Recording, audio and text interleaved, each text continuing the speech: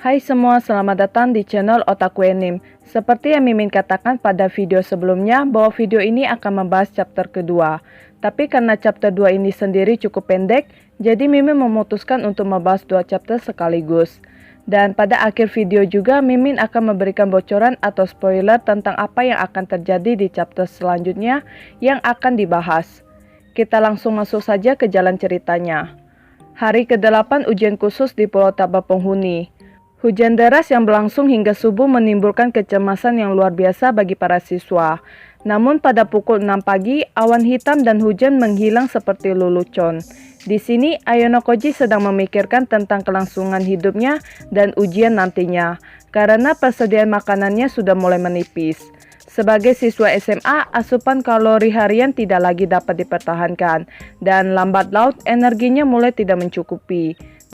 Dan karena Ayano Koji tidak pernah melakukan pelatihan menahan rasa lapar, maka ini adalah pertama kalinya Ayano Koji mengalami keadaan puasa dalam waktu yang lama. Tentu saja Ayano Koji juga dapat memilih untuk memakan hewan liar atau serangga untuk memuaskan rasa laparnya. Tetapi itu hanya untuk pilihan terakhir. Dengan kata lain, pada dasarnya hanya ada dua cara untuk mendapatkan makanan. Mendapatkan tempat pertama pada tugas yang menyediakan makanan dan air, atau menggunakan poin untuk membeli di titik awal.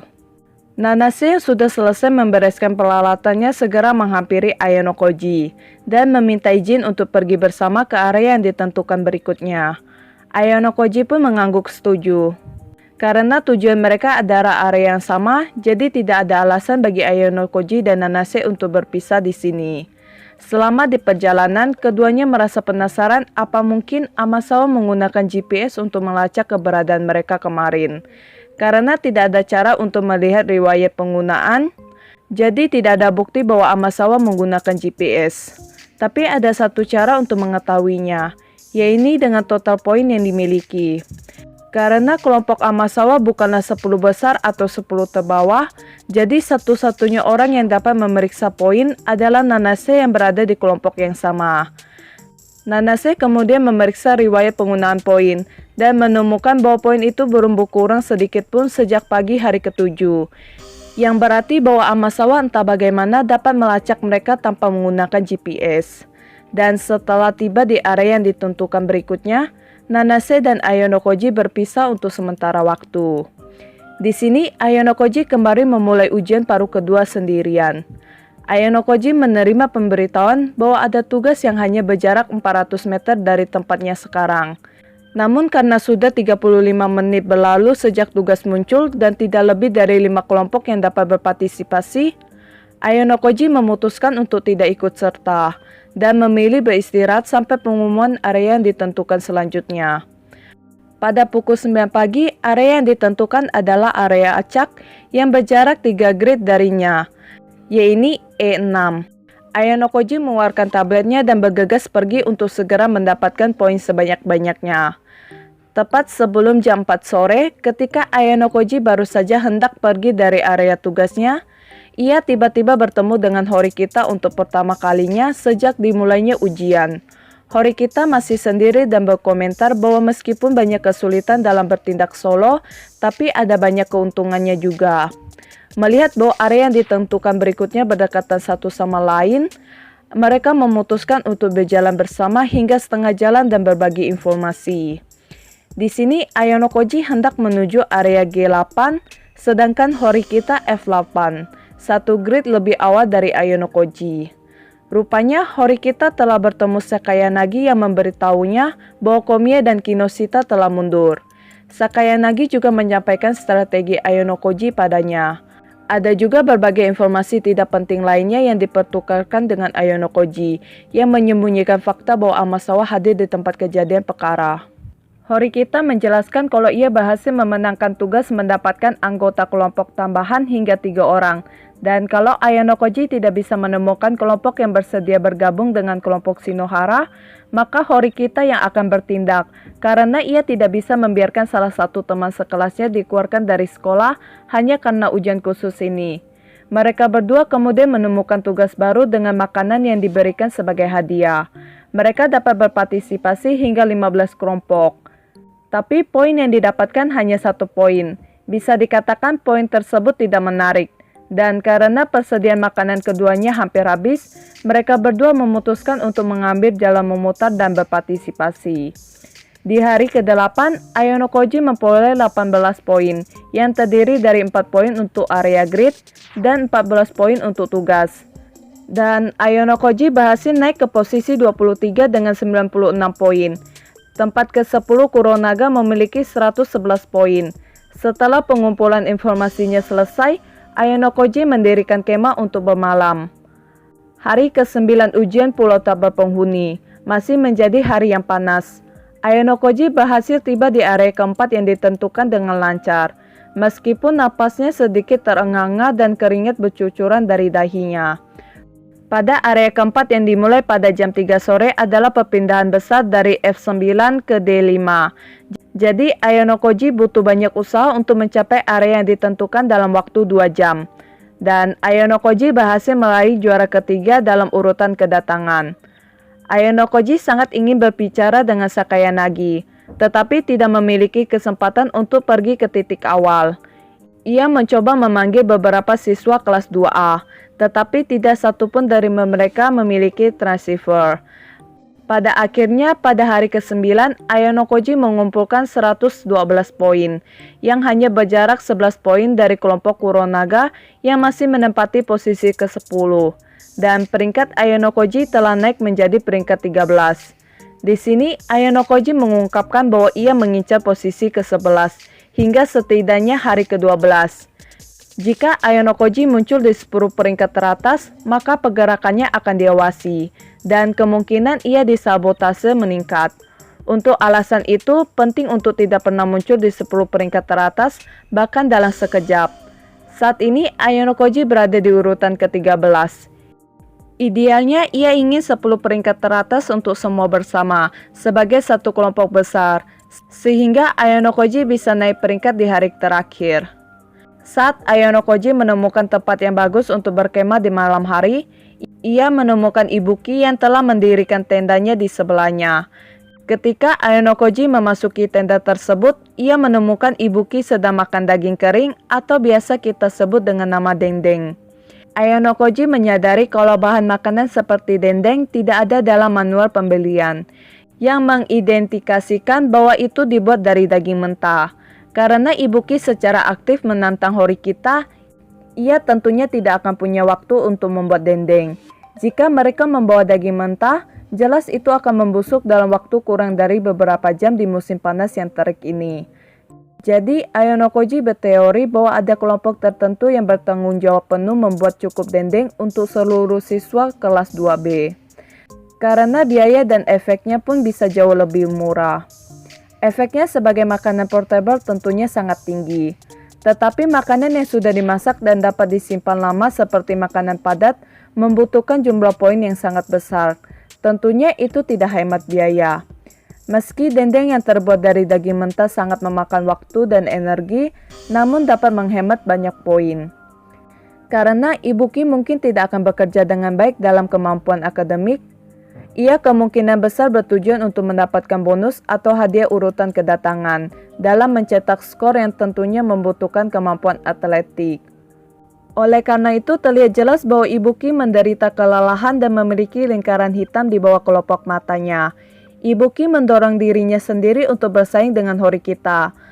Berpikir bahwa tidak akan baik untuk tinggal di tenda seorang gadis terlalu lama, Ayano Koji pergi. Tetapi Ibuki mengikutinya dan mencoba membuatnya mengungkapkan nilainya. Tetapi Ayano Koji menutup rapat bibirnya, karena posisi mereka sekarang adalah musuh. Bahkan menurut Ayano Koji, jika ia memberitahu Ibuki bahwa ia berada di peringkat 13, mungkin tidak ada seorang pun di pulau ini yang akan mempercayainya. Tapi Ibuki bersikeras untuk membuat Ayano Koji memberitahukan nilainya dengan mengungkapkan poin yang dimilikinya. Namun, Ayano Koji tetap pada pendiriannya untuk tidak memberitahu Ibuki. Begitu Ayano Koji mengucap nama Horikita sebagai musuhnya Ibuki, tiba-tiba wajah Ibuki yang awalnya terlihat kelelahan berubah. Ia mengulurkan tangan dari sakunya, mengangkat jari tengahnya ke arah Ayano Koji dan memelototinya. Ibuki memberitahu Ayano Koji untuk menyampaikan pesannya jika Ayonokoji bertemu dengan Horikita, bahwa ia tidak akan kalah dengannya. Ayonokoji berjanji untuk menyampaikan pesan Ibuki, dan bertanya bukankah seharusnya objek jari tengah Ibuki tidak ditujukan padanya. Ibuki berkata bahwa Ayonokoji pantas mendapatkannya, karena ia memiliki hubungan yang baik dengan Horikita. Ibuki pun kembali ke tendanya, tapi Ayonokoji menghentikannya dengan memegang pegangan tangan Ibuki. Ibuki yang jelas-jelas waspada membuat tindakan mengelak dan bertanya apakah Ayonokoji ingin melawannya. Ibuki sepertinya berpikir bahwa Ayonokoji sedang memprovokasinya, jadi Ibuki mengempalkan tinjunya. Sekali lagi Ayonokoji mengulurkan tangannya ke lengan Ibuki dengan cepat dan meraih pegangan tangannya. Awalnya Ayonokoji berpikir Ibuki akan menendangnya, tapi Ibuki hanya menghembuskan nafas dan dengan enggan mengakui bahwa ia tidak akan bisa mengalahkan Ayonokoji. Tapi Ibuki berjanji jika suatu hari nanti ia akan membalas Ayonokoji dengan tendangan penuh. Akhirnya Ayonokoji melihat bahwa Ibuki dalam kondisi fisik yang sangat buruk dan mengalami dehidrasi terlihat dari mulutnya yang kering dan bibirnya yang juga pecah-pecah. Jika kondisi seperti ini terus berlanjut, Ayonokoji khawatir alarm peringatan akan segera berbunyi. Ibuki meminta Ayonokoji untuk tidak mengkhawatirkan kondisinya dan berbaring pergi ke tendanya. Ayonokoji segera menyusul ke tenda Ibuki dan mengeluarkan tas sekolahnya. Karena tidak mungkin mendapatkan izin, Ayonokoji membukanya dengan paksa. Di dalam tas tersebut hanya terdapat pakaian, perlengkapan mandi sekali pakai, sedikit daging yang dikeringkan, dan ada juga botol air mineral kosong 500 ml. Melihat Ibuki yang telah kehabisan air, Ayonokoji memutuskan untuk melakukan pertukaran, berupa 2 botol air mineral 500 ml yang baru saja ia dapatkan setelah menyelesaikan tugas, dengan beberapa daging kering milik Ibuki. Keesokan harinya ketika Ayonokoji baru saja kembali dari toilet, ia melihat Ibuki yang bertingkah mencurigakan di sebelah tendanya. Ibuki yang tertangkap basah tidak bisa menyembunyikan keterkejutannya. Ayonokoji bertanya-tanya apa yang sedang dilakukan Ibuki. Apa jangan-jangan Ibuki ingin melihat tablet miliknya. Namun menurut Ayonokoji hal tersebut percuma saja karena ia telah menyetel kunci layar, jadi orang lain tidak dapat melihat data di dalamnya. Ibuki berkata bahwa ia tidak akan melakukan hal semacam itu. Ia hanya ingin memastikan apakah pertukaran yang mereka lakukan adil. Karena ia hanya melihat 1 botol air mineral di ransel Ayonokoji. Di sini, Ayonokoji merasa tidak berhak menyalahkan Ibuki yang telah menggeledah tasnya. Karena ia sendiri juga melihat tas Ibuki tanpa izin.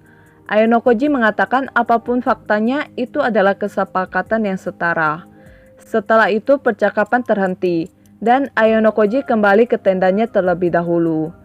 Meski baru pukul 5:30, Ayonokoji mendengar suara aktivitas Ibuki yang mulai membersihkan tendanya terlebih dahulu.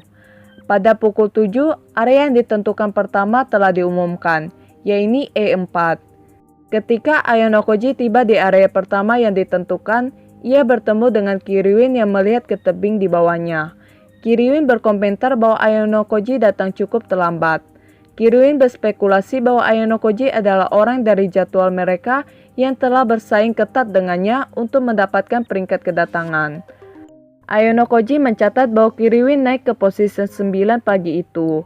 Ayonokoji bertanya pada Kiriwin apakah ia berencana untuk memperebutkan tempat pertama. Dan Kiriwin menjawab bahwa persaingan untuk naik podium terlalu ketat, sehingga ia berencana untuk melanjutkannya dengan kecepatannya saat ini.